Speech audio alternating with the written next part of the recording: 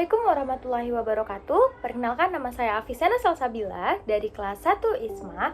Di sini saya akan membawakan materi tentang startup dan wirausaha muda dari Gen Z serta kreativitas Gen Z di era ekonomi kreatif. Di era digital yang semakin maju, Gen Z telah menjadi salah satu kekuatan utama loh dalam revolusi kewirausahaan dan ekonomi kreatif. Kira-kira kenapa ya?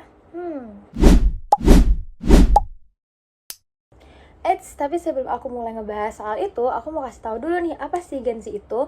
Generasi Z atau biasa dikenal dengan Gen Z adalah generasi yang lahir setelah milenial, umumnya antara tahun 1997 hingga 2012. Mereka merupakan generasi yang tumbuh dengan teknologi digital, internet, dan media sosial yang sudah sangat berkembang, sehingga mereka sangat akrab dengan perangkat digital sejak usia dini.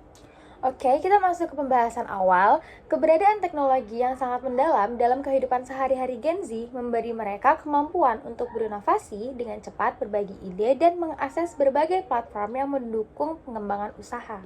Selain itu, Gen Z memiliki pola pikir yang lebih terbuka dan cenderung mengutamakan kreativitas dalam menjalankan usaha mereka.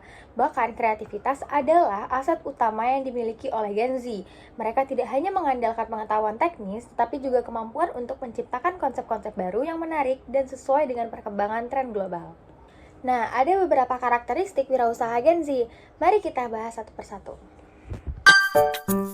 Yang pertama, teknologi adept, yaitu terampil dalam teknologi. Sebagai contoh, mereka mahir menggunakan platform digital seperti Instagram, TikTok, atau aplikasi e-commerce untuk memasarkan produk mereka. Teknologi memberikan mereka keuntungan besar dalam memulai bisnis tanpa perlu modal besar. Kedua, mahir dalam pemasaran. Mereka tahu bagaimana memanfaatkan influencer, konten visual, dan pemasaran berbasis platform seperti Instagram dan TikTok untuk menjangkau audiens yang lebih luas. Ketiga, fleksibel dan berorientasi pada kebebasan.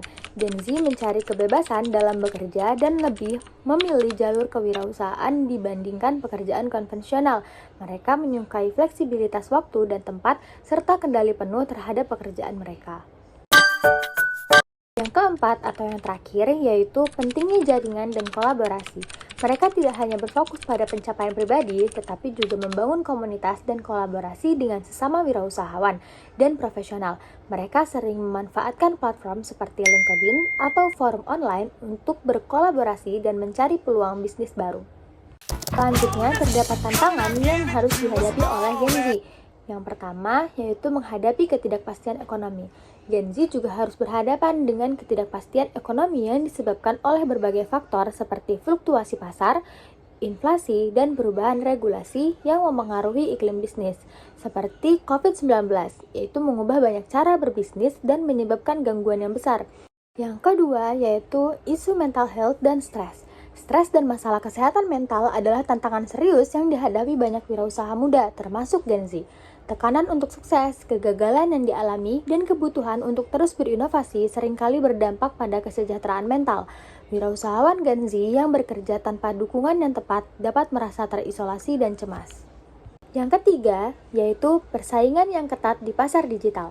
Dunia digital penuh dengan pesaing dan inovasi, dan ini menjadi tantangan besar bagi Gen Z yang ingin membangun bisnis di ruang ini.